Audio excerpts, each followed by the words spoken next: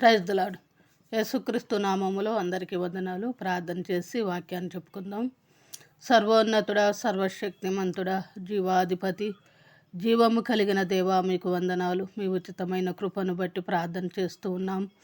అయా, జ్ఞాపకము చేసుకో తండ్రి. వాక్యము చెప్పుతుండగా మంచి జ్ఞానాన్ని దయచేయండి, నీ ఆత్మ అభిషేకాన్ని దయచేయండి. అయా, అనేకులు ఏ రీతిగా గ్రహించగలరో అట్టి జ్ఞానముతోనైనా వాక్యము చెప్పే శక్తిని మీరే దయచేయమని, మీ కృపను మీ కాపుదలను తోడుగా ఉంచి నడిపించమని యేసునామంలో అడిగి వేడుకొంచున్నాము తండ్రి, ఆమేన్. వాక్యం చెప్పుకుందాం. కీర్తనల గ్రంథము 118వ కీర్తన 22వ వచనము. ఇల్లు కట్టువారు నిషేధించిన రాయి మూలకు తలరాయి ఆయను. నిషేధించబడిన రాయి అనగా యేసుక్రీస్తు. యేసుక్రీస్తు దేవుడు, దేవుని కుమారుడు. తన తండ్రి అయిన యెహోవా దేవుడు తన ఏకైక కుమారుడైన యేసుక్రీస్తుని ఈ లోకానికి పంపించాడు.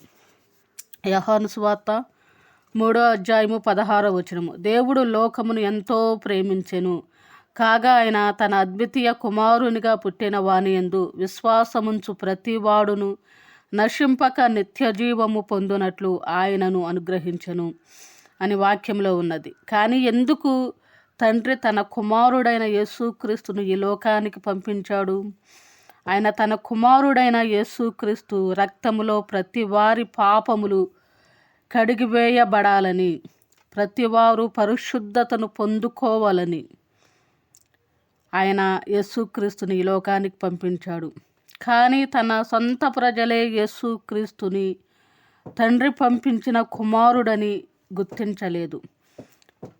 ఎందుకు వారు గుర్తించలేకపోయారు అనగా, లేఖనాలను వారు గుర్తించలేదు. వారు లేఖనాలన్నీ గ్రహించి ఉంటే ఖచ్చితంగా యేసుక్రీస్తుని గుర్తించేవారు. ఎందుకనగా లేఖనాలన్నీ కూడా యేసుక్రీస్తుని గురించి చెప్పబడినాయి. మనుషులందరికీ కూడా పుట్టుక మరణము మాత్రమే ఉంది, కానీ యేసుక్రీస్తునకు మాత్రము పుట్టుక మరణము పునరుత్థానము కూడా ఉన్నాయి. యోహాను సువార్త 11వ అధ్యాయము 25వ వచనము. అందుకు యేసు, పునరుత్థానమును జీవమును నేనే, నా యందు విశ్వాసముంచువాడు చనిపోయినను బ్రతుకును. యేసుక్రీస్తు వారితో లేఖనాలలో చెప్పబడిన మాటలన్నీ నన్ను గురించే చెప్పబడినవని వారితో అనగా యూదులతో అనేక సార్లు చెప్పిన వారు నమ్మలేదు. యూదులైన వారు అలాగే శాస్త్రులు, పరిసయ్యులు తండ్రి అయిన యెహోవా దేవుణ్ణి ఆరాధిస్తూ ఉన్నారు, కానీ ఆయన ఈ లోకానికి పంపించిన యేసుక్రీస్తుని మాత్రము దేవుని కుమారుడని గుర్తించలేకపోయారు. ఆయనను తిరస్కరించారు, నిషేధించారు. కానీ దేవుడైన యెహోవా మాత్రము తన కుమారుడైన యేసుక్రీస్తుని మృత్యుంజయుడిగా లేపి నిషేధించబడిన ఆయనను మూలకు తలరాయిగా నిలబెట్టాడు. అంత మాత్రమే కాదు, కానీ అన్ని నామముల కంటే పైనామమును ఆయనకు ఇచ్చి ఆయనను ఘనపరచాడు, మహిమపరిచాడు. కాబట్టి తండ్రి మాత్రము తన కుమారుడైన యేసుక్రీస్తుని తన సొంత ప్రజలందరూ కూడా నిషేధించిన యేసుక్రీస్తుని బహు బలముగా ఆయన ఘనపరిచాడు. అలాగే నిషేధించబడిన రాయి అనగా యోసేపు. యోసేపు తన జీవితంలో బాల్యం నుండి దేవుని యందు భయభక్తులు కలిగి జీవించాడు.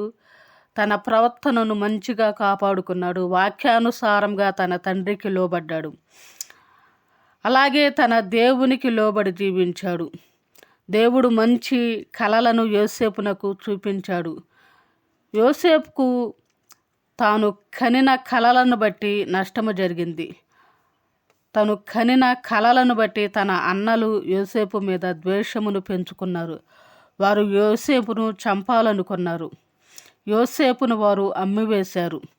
కానీ దేవుడు యోసేపునకు తోడయ్యుండి అమ్మివేయబడిన ఆ దేశమందు బహుగా హెచ్చించాడు. కరువు కాలములో తన ఇంటి వారినందరినీ పోషించున్నట్లుగా అలాగే అనేక దేశాల వారిని కూడా పోషించేటట్లుగా యోసేపును దేవుడు క్షేమముగా కాసి కాపాడాడు.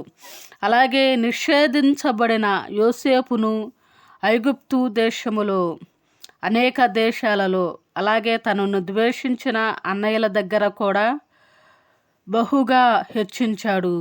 నిషేధించబడిన యోసేపును మూలకు తలరాయిగా నిలబెట్టాడు.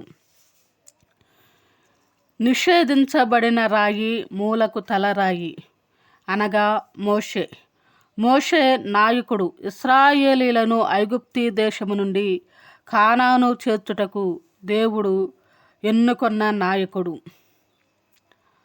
అయితే తన ప్రజలను మోషే ఐగుప్తు నుండి కానానుకు చేర్చుటకు దేవుడు ఎంతో బలముగా వాడుకున్నాడు. దేవుడే ఎన్నుకున్నాడు, దేవుడే ఏర్పరుచుకున్నాడు.